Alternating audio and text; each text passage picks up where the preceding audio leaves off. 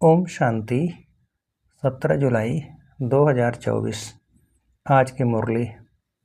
मीठे बच्चे, इस शरीर को न देख आत्मा को देखो। अपने को आत्मा समझ आत्मा से बात करो। इस अवस्था को जमाना है, यही ऊंची मंजिल है। प्रश्न है, तुम बच्चे बाप के साथ ऊपर यानी कि घर में कब जाएंगे?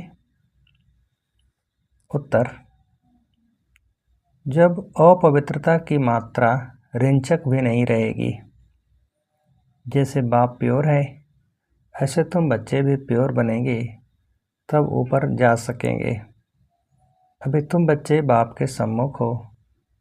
ज्ञान सागर से ज्ञान सुन सुनकर जब फुल हो जाएंगे, बाप को नॉलेज से खाली कर देंगे, फिर वह भी शांत हो जाएंगे और तुम बच्चे भी शांति धाम में चले जाएंगे।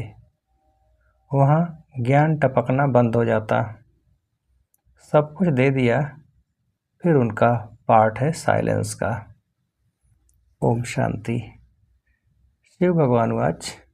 जब शिव भगवान आज कहा जाता है तो समझ जाना चाहिए एक शिव ही भगवान व परम पिता है। उनको ही तुम बच्चे व आत्मा याद करती हो।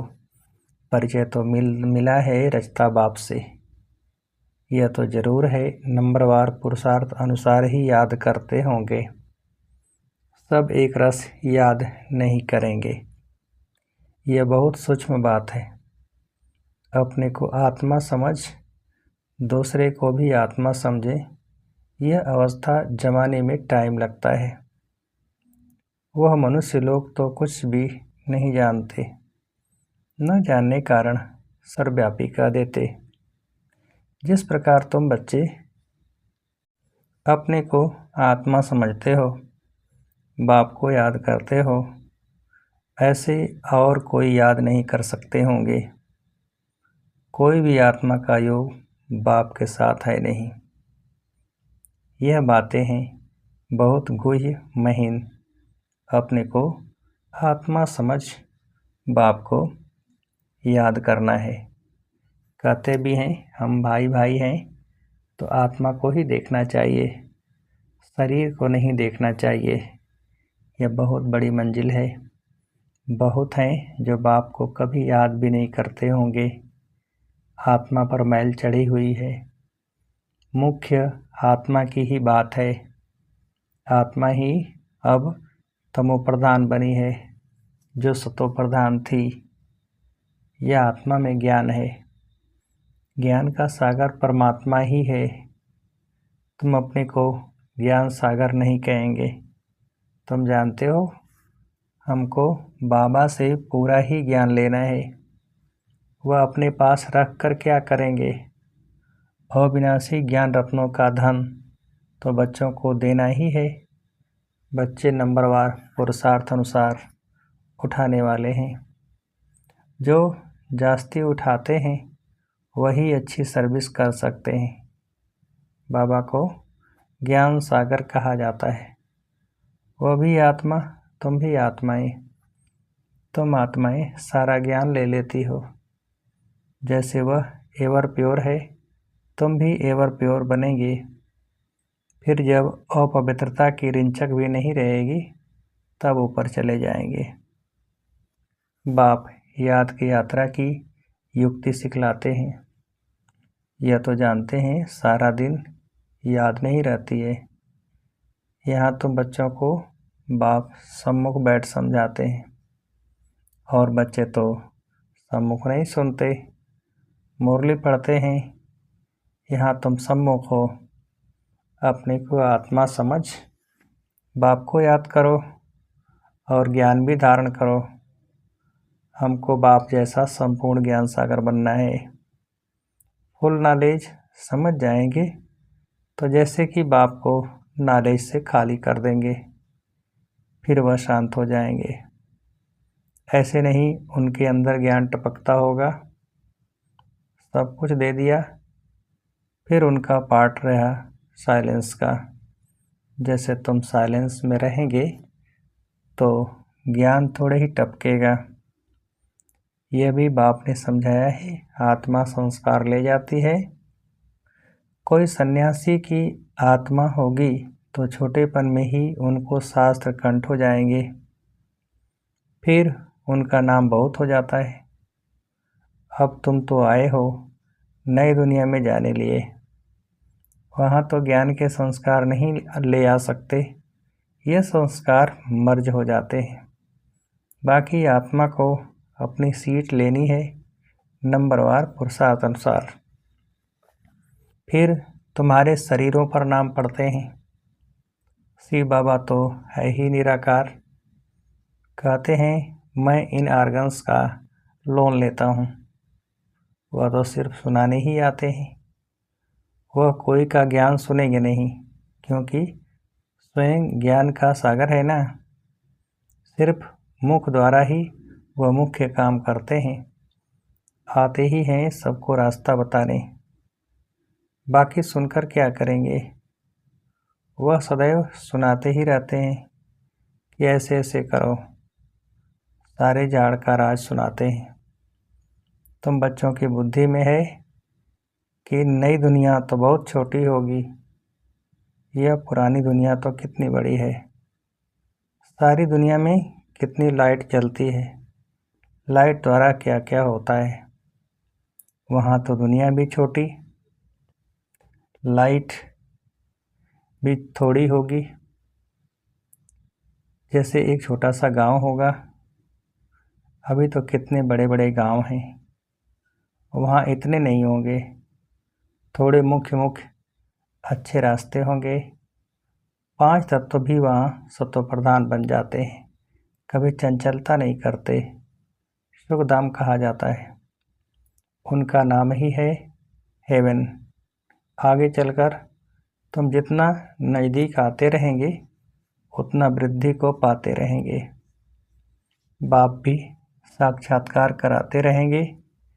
फिर उस समय लड़ाई में भी लश्कर की अथवा एरोप्लेन आदि की दरकार नहीं रहेगी। वह तो कहते हम यहाँ बैठे सबको खत्म कर सकते हैं, फिर ये एरोप्लेन आदि थोड़े ही काम में आएंगे। फिर ये चंद्रमा आदि में प्लॉट आदि देखने भी नहीं जाएंगे। यह सब फालतू साइंस का घमंड है। कितना शो कर रहे हैं। ज्ञान में कितनी साइलेंस है। इसको ईश्वरी देन कहते हैं। साइंस में तो हंगामा ही हंगामा है। वह शांति को जानते ही नहीं। तुम समझते हो विश्व में शांति तो नई दुनिया में थी, वह है सुखधाम। अभी तो दुख अशांति है। ये भी समझाना है तुम शांति चाहते हो, कभी अशांति हो ही नहीं। वह तो शांति धाम और सुख धाम में। स्वर्ग तो सब चाहते हैं। भारतवासी ही बैकुंठ स्वर्ग को याद करते हैं, और धर्म वाले बैकुंठ को याद नहीं करते। वह सिर्फ शांति को याद करेंगे।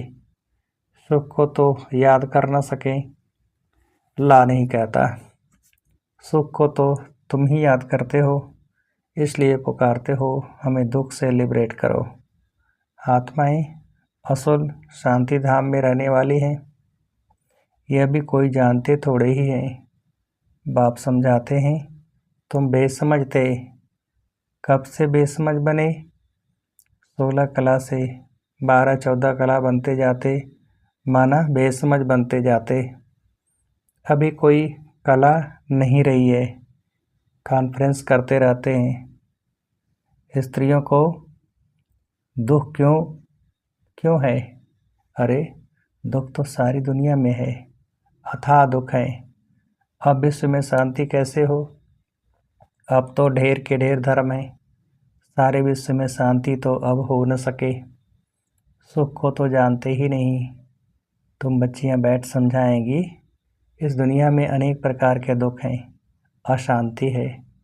जहाँ से हम आत्माएं आई हैं वह है शांति धाम, और जहाँ यह आदि सनातन देवी देवता धर्म था वह था सुखधाम। आदि सनातन हिंदू धर्म नहीं कहेंगे, आदि माना प्राचीन। वह तो सतयुग में था, उस समय सब पवित्र थे।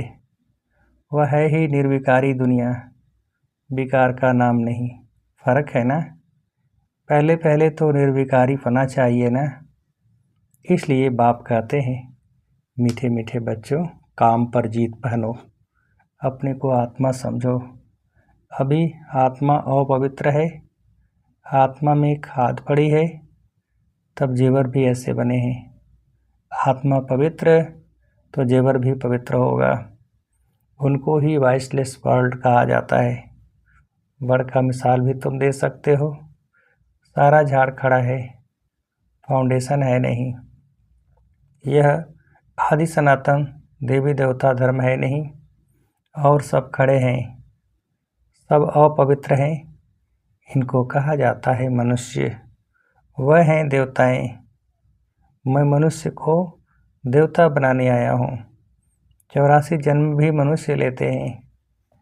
सीढ़ी दिखानी है कि तमो प्रधान बनते हैं तो हिंदू कह देते हैं, देवता कह न सके क्योंकि पतित हैं। ड्रामा में यह राज है ना, नहीं तो हिंदू धर्म कोई है नहीं। आदि सनातन हम ही देवता थे, देवी थे, देवता थे। भारत ही पवित्र था, अब अपवित्र है तो अपने को हिंदू कहलाते हैं। हिंदू धर्म तो कोई ने स्थापन किया नहीं है। यह बच्चों को अच्छी रीति धारण कर समझाना है। आजकल तो इतना टाइम भी नहीं देते हैं। कम से कम आधा घंटा दें तब पॉइंट सुनाई जाए। पॉइंट तो ढेर हैं, फिर उनसे मुख्य मुख्य सुनाई जाती हैं। पढ़ाई में भी जैसे जैसे पढ़ते जाते हैं तो फिर हल्की पढ़ाई अल्प बे आदि थोड़ी ही याद रहती है, वो भूल जाती है। तुमको भी कहेंगे अभी तुम्हारा ज्ञान बदल गया है। अरे पढ़ाई में ऊपर चढ़ते जाते हैं तो पहली पढ़ाई भूलती जाती है ना। बाप भी हमको नित्य नई नई बातें सुनाते हैं। पहले हल्की पढ़ाई थी, अब बाप गुह्य गुह्य बातें सुनाते रहते हैं। ज्ञान का सागर है ना। सुनाते सुनाते फिर पिछाड़ी में 2 अक्षर कह देते, अल्प को समझा तो भी काफ़ी है। अल्प को जानने से बे को जान ही लेंगे। इतना सिर्फ समझाओ तो भी ठीक है। तो जास्ती ज्ञान नहीं धारण कर सकते जो, वह ऊंच पद भी पा नहीं सकते, पास विदानर हो न सके, कर्मातीत अवस्था को पा न सके। इसमें बड़ी मेहनत चाहिए। याद की भी मेहनत है, ज्ञान धारण करने की भी मेहनत है। दोनों में सब होशियार हो जाएं, सो भी तो हो न सके। राजधानी स्थापना हो रही है, सब नर से नारायण कैसे बनेंगे। इस गीता पाठशाला की एम ऑब्जेक्ट तो यह है, वही गीता ज्ञान है। वह भी कौन देते हैं, यह तो सिवाय तुम्हारे कोई जानते ही नहीं। अभी है कब्रिस्तान, फिर परिस्तान होने का है। अभी तुम्हें ज्ञान चिता पर बैठ पुजारी से पूज्य जरूर बनना है। साइंस वाले भी कितने होशियार होते जाते हैं, इन्वेंशन निकालते रहते हैं। भारतवासी हर बात का अक्ल वहाँ से सीख कर जाते हैं, आते हैं। वह भी पिछाड़ी में आएंगे तो इतना ज्ञान उठाएंगे नहीं, फिर वहाँ भी आकर यही इंजीनियरिंग आदि का काम करेंगे। राजा रानी तो बन न सके, राजा रानी के आगे सर्विस में रहेंगे। ऐसी ऐसी इन्वेंशन निकालते रहेंगे। राजा रानी बनते ही हैं सुख के लिए, वहाँ तो सब सुख मिल जाने हैं। तो बच्चों को पुरुषार्थ पूरा करना चाहिए, फुल पास होकर कर्मातीत अवस्था को पाना है। जल्दी जाने का ख्याल नहीं आना चाहिए। अभी तुम हो ईश्वरी संतान, बाप पढ़ा रहे हैं। यह मिशन है मनुष्यों को चेंज करने की, जैसे बौद्धियों की, क्रिश्चियन की मिशन होती है ना। कृष्ण और क्रिश्चियन की भी रास मिलती है। उन्हों के लेन देन का भी बहुत कनेक्शन है। जो इतनी मदद करते हैं उनकी भाषा आदि छोड़ देना यह भी एक इंसल्ट है। वह तो आते ही हैं पीछे, न बहुत सुख न बहुत दुख उठाते। सारी इन्वेंशन वे लोग निकालते हैं। यहाँ भल कोशिश करते हैं परंतु एक्यूरेट कभी बना नहीं सकेंगे। विलायत की चीज़ अच्छी होती है, ऑनेस्टी से बनाते हैं। यहाँ तो डिसऑनेस्टी से बनाते हैं। अथाह दुख हैं। सबके दुख दूर करने वाला एक बाप के सिवाय और कोई मनुष्य हो न सके। भल कितनी भी कॉन्फ्रेंस करते हैं, विश्व में शांति हो, धक्का खाते रहते हैं। सिर्फ माताओं के दुख की बात नहीं, यहाँ तो अनेक प्रकार के दुख हैं। सारी दुनिया में झगड़े मारामारी की ही बात है। पाई पैसे की बात पर मारामारी कर देते हैं। वहाँ तो दुख की बात नहीं होती। यह भी हिसाब निकालना चाहिए। लड़ाई कभी भी शुरू हो सकती है। भारत में रावण जब से आता है तो पहले पहले घर में लड़ाई शुरू होती है। जुदा जुदा हो जाते हैं, आपस में लड़ मरते हैं। फिर बाहर वाले आते हैं। पहले ब्रिटिश थोड़े ही थे, वह फिर आकर बीच में रिश्वत आदि देकर अपना राज्य कर लेते हैं। कितना रात दिन का फ़र्क है। नया कोई भी समझ न सके। नई नॉलेज है ना, जो फिर प्रायः लोप हो जाती है। बाप नॉलेज देते हैं, फिर वह गुम हो जाती है। यह एक ही पढ़ाई एक ही बार एक ही बाप से मिलती है। आगे चल तुम सबको साक्षात्कार होते रहेंगे कि तुम यह बनेंगे, परंतु उस समय कर ही क्या सकेंगे, उन्नति को पा नहीं सकेंगे। रिजल्ट निकल चुकी, फिर ट्रांसफ़र होने की बात हो जाएगी। फिर रोएंगे पीटेंगे, हम बदली हो जाएंगे नई दुनिया के लिए। तो मेहनत करते हो, जल्दी चारों तरफ आवाज़ निकल जाए। फिर आपे ही सेंटर्स पर भागते रहेंगे, पर जितना देरी होती जाएगी टू लेट होते रहेंगे। फिर कुछ जमा नहीं होगा, पैसे की दरकार नहीं रहेगी। तुमको समझाने के लिए बैज ही काफ़ी है। ये ब्रह्मा सो विष्णु, विष्णु सो ब्रह्मा। यह बैज ऐसा है जो सब शास्त्रों का सार इसमें है। बाबा बैज की बहुत महिमा करते हैं। वह समय आएगा जो यह तुम्हारे बैज सब नैनों पर रखते रहेंगे। मनमना भव इसमें है, मुझे याद करो तो यह बनेंगे। फिर यही 84 जन्म लेते हैं। पुनर्जन्म न लेने वाला एक ही बाप है। अच्छा, मीठे मीठे सिखिल दे बच्चों प्रति माता पिता बाप दादा का याद प्यार और गुड मॉर्निंग। रूहानी बाप की रूहानी बच्चों को नमस्ते। हम रूहानी बच्चों की रूहानी बाप को नमस्ते। धारणा के लिए मुख्य सार। पहली पॉइंट, याद की मेहनत और ज्ञान की धारणा से कर्मातीत अवस्था को पाने का पुरुषार्थ करना है। ज्ञान सागर की संपूर्ण नॉलेज स्वयं में धारण करनी है। दूसरी पॉइंट, आत्मा में जो खाद पड़ी है उसे निकाल संपूर्ण वाइसलेस बनना है। रिंचक मात्र भी अपवित्रता का अंश न रहे। हम आत्मा भाई भाई हैं, यह अभ्यास करना है। वरदान, समय और संकल्प रूपी खजाने पर अटेंशन दे। जमा का खाता बढ़ाने वाले पद्मा पदम पति भव। विस्तार, वैसे खजाने तो बहुत हैं, लेकिन समय और संकल्प विशेष इन दो खजानों पर अटेंशन दो। हर समय संकल्प श्रेष्ठ और शुभ हो तो जमा का खाता बढ़ता जाएगा। इस समय एक जमा करेंगे तो पदम मिलेगा। हिसाब है, एक का पदम गुना करके देने की यह बैंक है। इसलिए क्या भी हो, त्याग करना पड़े, तपस्या करनी पड़े, निर्माण बनना पड़े, कुछ भी हो जाए, इन दो बातों पर अटेंशन हो तो पद्मा पदमपति बन जाएंगे। स्लोगन, मनोबल से सेवा करो तो उसकी प्रारब्ध कई गुना ज़्यादा मिलेगी। मनोबल से सेवा करो तो उसकी प्रारब्ध कई गुना ज़्यादा मिलेगी। अच्छा, ओम शांति।